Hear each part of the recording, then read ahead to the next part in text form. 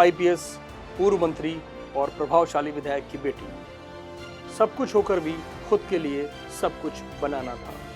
अपनी पहचान से लेकर अपने समाज के लिए इंसाफ के रास्ते तलाशने की चुनौती थी। मुश्किलों ने कभी रास्ता रोका, कभी झुकाने की कोशिश की तो कभी मायूस करने की, लेकिन आंखों ने मंजिलों का पता ढूंढ लिया था, इसलिए मुश्किलों को भी रास्ता देना पड़ा। उन्हीं रास्तों पर चलकर झारखंड की एक होनहार लड़की ने वो सब कुछ हासिल किया जिस पर न केवल उसके परिवार को बल्कि पूरे समाज को नाज है।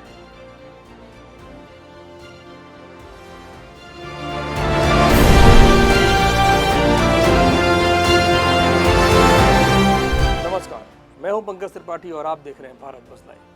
हम जिस होनहार लड़की की बात कर रहे हैं उनका नाम है निशा उरांव। ये चेहरा आजकल झारखंड से लेकर पूरे सोशल मीडिया पर वायरल है। बहुत से लोग इस चेहरे और नाम को पहचानते होंगे और कई लोग अनजान होंगे, लेकिन निशा उरांव को इस बात से कोई फर्क नहीं पड़ता क्योंकि उन्हें अपनी मंजिल भी मालूम है और वहां तक पहुंचने वाले रास्ते से भी वाकिफ है। इस महिला आईआरएस अफसर का एक वायरल वीडियो देखिए, उनकी बातों पर गौर कीजिए, फिर आगे की कहानी आपको बताते हैं। आप उसको इस प्रकार से समझें, क्या आपके चर्च में अगर आपके फादर का धर्मांतरण हो जाता है, पादरी का धर्मांतरण हो जाता है, तो क्या वो चर्च में पादरी रहेंगे? क्या रहेंगे वो पादरी? तो हमारा पाहन का अगर धर्मांतरण हो गया है तो वो पाहन पद क्यों नहीं छोड़ रहा है? उसी तरह से आपके बहुत सारे ईसाई संगठन हैं, उसमें क्या एक भी सरना पदाधिकारी है?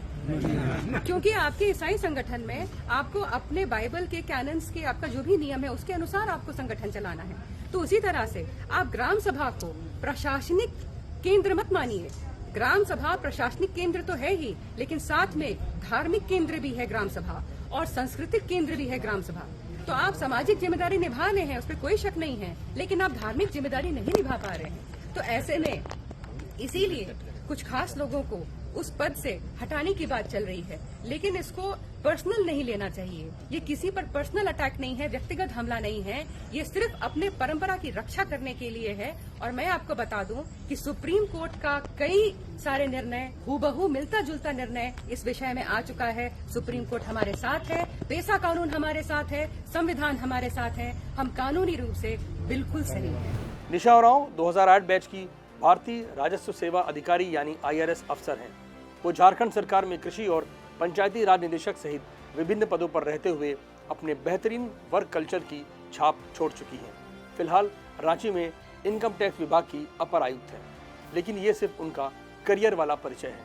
उनकी पहचान देश के तमाम आईआरएस अफसर से बिल्कुल अलग है। निशा अपनी असरदार नौकरी के लिए नहीं, बल्कि अपने जनजातीय समाज को प्रभावशाली बनाने के लिए संघर्ष कर रही हैं।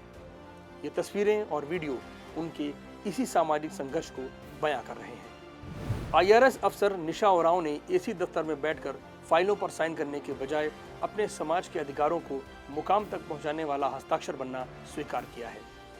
उनके जैसे अफसर पूरे देश में गिने चुने ही होंगे, लेकिन निशा उन चुनिंदा लोगों में भी सबसे अलग है। इतना मुखर होकर कोई अधिकारी सरकारी सेवाओं में रहते हुए अपने समाज की बेहतरी के लिए कोशिशें करते नहीं देखा गया है, लेकिन निशा उरांव बेझिझक होकर ये सब कर रही हैं। उनका एक और बेबाक बयान सुनिए, फिर आपको बताते हैं कि निशा उरांव को अपना बड़ा सा दफ्तर, एसी गाड़ी और तमाम सुविधाओं को दरकिनार करते हुए नौकरी में भी सामाजिक संघर्ष का ये रास्ता क्यों चुनना पड़ा। ये पेड़ देखो, बड़ा बड़ा पेड़, इसका जड़ है ना, तो जो परंपरा है वो हमारा जड़ है। तो जड़ में खाद डालो, पानी डालो, यानी कि पूजा आस्था डालो, तो पेड़ हरा भरा रहेगा। लेकिन अगर इस पेड़ में नमक डालोगे तो पेड़ का क्या होगा? मर जाएगा। पेड़ में, उसका जड़ में अगर नमक डालोगे तो पेड़ मर जाएगा। तो जब हम अपना धर्म छोड़ते हैं, अपना आस्था छोड़ते हैं, अपना देवी देवता पूजा को भूल जाते हैं, तो हम पेड़ में नमक डालने का काम कर रहे हैं। तो मेरे बहन लोग और भाई लोग, अपने पूर्वज को, देवी देवता को भूलना नहीं है, ये गीत संगीत को भूलना नहीं है, नहीं तो हमारे पेड़ में नमक डल जाएगा और हमारा पेड़, हमारा परंपरा मर जाएगा। हम अपनी आस्था को भूल जाते हैं, अपना धर्म परिवर्तन कर लेते हैं, तो हम अपनी जड़ों में नमक डालने का काम करते हैं। जड़ों में नमक डालेंगे तो पेड़ मर जाएगा। निशा उरांव जब ये कहती हैं तो उनकी आवाज़ में वनवासी समाज का दशकों पुराना दर्द बोलता है। इस मुद्दे पर मीडिया के सामने निशा के बेखौफ बयान लालच, झूठे आश्वासन और साजिशों वाले धर्म परिवर्तन पर गहरी चोट करते हैं। अब आपको बताते हैं कि झारखंड की IRS अफसर निशा उरांव को ये सब क्यों करना पड़ रहा है। दरअसल वो खुद वनवासी समाज से हैं। उनके पिता रामेश्वर उरांव झारखंड पुलिस में IPS अफसर रहे। बाद में उनके पिता कांग्रेस से सांसद चुने गए, केंद्रीय मंत्री भी रहे और झारखंड के वित्त मंत्री भी। झारखंड कांग्रेस के अध्यक्ष रह चुके रामेश्वर उरांव अब झारखंड की लोहरदग्गा सीट से विधायक हैं। निशा उरांव कई इंटरव्यू में ये कह चुकी हैं कि उनका बचपन बहुत सुरक्षित माहौल में बीता, लेकिन जब वो अपने समाज की ओर देखती हैं तो माथे पर चिंता की लकीरें गहराने लगती हैं। झारखंड में धर्म परिवर्तन एक बेहद संवेदनशील और काफी जटिल मुद्दा रहा है। अक्सर ये विषय राज्य की सियासत और सामाजिक चर्चाओं के केंद्र में रहता है। राज्य में ईसाई मिशनरियों ने आदिवासी समुदायों के बीच गहरी पैठ बना रखी है।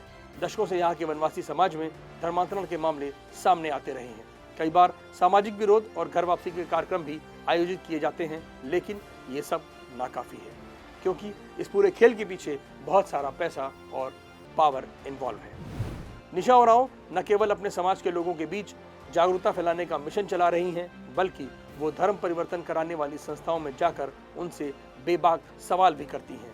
वो पूछती हैं कि अगर किसी वनवासी का धर्म परिवर्तन कराया गया है तो उसे समाज द्वारा दी गई वनवासी उपाधि और जमीन भी छोड़नी होगी, आरक्षण भी त्यागना होगा। इसी मुद्दे को लेकर निशा उरांव गांव-गांव और पंचायत भवनों में मुखर होकर अपनी बात कहती हैं।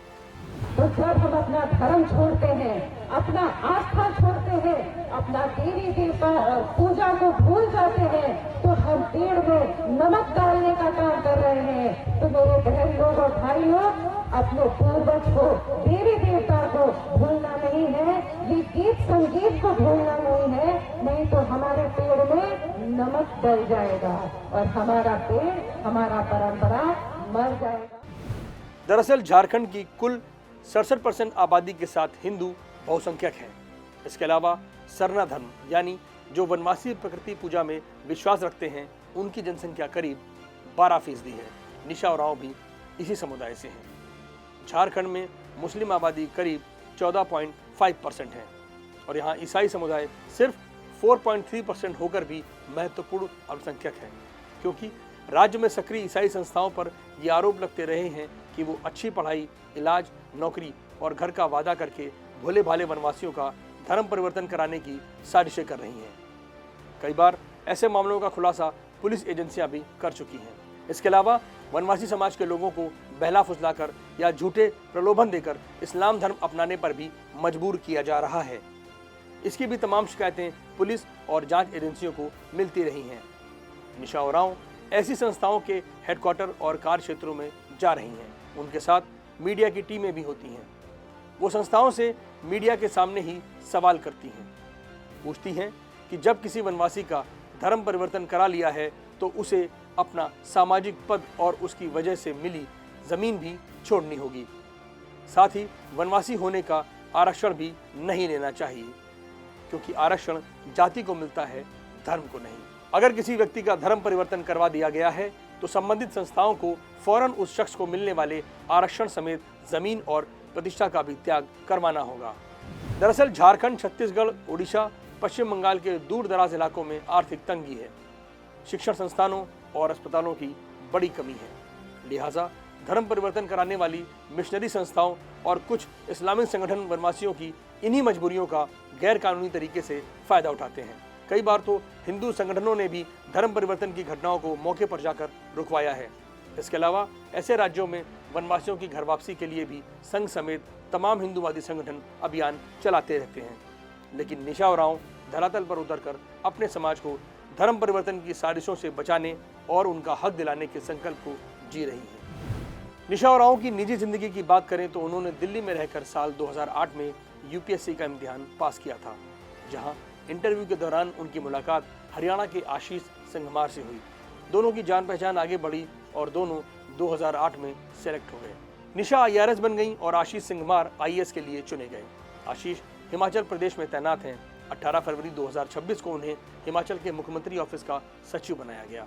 अपने करियर के दौरान निशा के पति आशीष ने तमाम पदों पर रहते हुए जनहित की योजनाओं को बेहतर अंजाम तक पहुंचाया। साल 2015 में उन्हें जन शिकायतों के निस्तारण को लेकर एक्सीलेंस सर्टिफिकेट भी मिल चुका है। निशा उरांव अपने समाज के लिए सिर्फ जमीनी स्तर पर प्रयास नहीं कर रही हैं, बल्कि उन्होंने सरकारी पद पर रहते हुए भी एक बड़ी उपलब्धि समाज के नाम की है।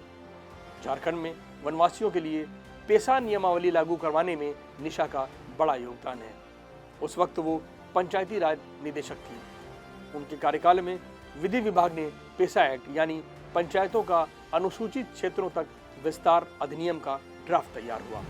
पेशा 1996 में बना एक केंद्रीय कानून है जो आदिवासी बहुल क्षेत्रों में ग्राम सभाओं को उनके जल, जंगल, जमीन के प्रबंधन और उससे संबंधित विशेषाधिकार देता है।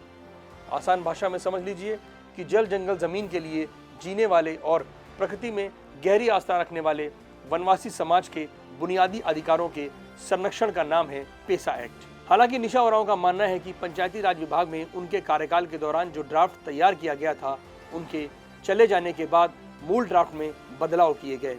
इन बदलावों से निशा नाराज है। उनका मानना है कि वनवासियों को कागजी दांवपेच में उलझाने के बजाय मुख्य धारा से जोड़ते हुए उनकी सामाजिक, आर्थिक और सांस्कृतिक विरासत को मजबूत करने की जरूरत है। झारखंड में तैनात IRS अफसर निशा उरांव फिलहाल अपनी नौकरी के साथ साथ सामाजिक संघर्षों का भी हमसाया है। उन्हें उम्मीद है कि इन कोशिशों को बहुत जल्द कामयाबी मिलेगी। उनके वनवासी समाज को उनके संपूर्ण अधिकार वास्तविक रूप में मिल सकेंगे, लेकिन ये भी सच है कि निशा उरांव का किरदार यही नहीं रुकेगा। सरकारी नौकरी के साथ साथ समाज के लिए संघर्ष का उनका ये सफर सियासी रास्ते भी तैयार करेगा। निशा उरांव को भी इससे परहेज नहीं है। फिलहाल उनके एक हाथ में फाइल और दूसरे हाथ में अपने समाज की जिम्मेदारी है। हम निशा उरांव जैसी महिलाओं को उनकी कोशिशों में सफलता के लिए शुभकामनाएं देते हैं। आपको हमारा यह वीडियो कैसा लगा, कमेंट में जरूर बताएं। नमस्कार। भारत बज़ लाइव, हर खबर में भारत।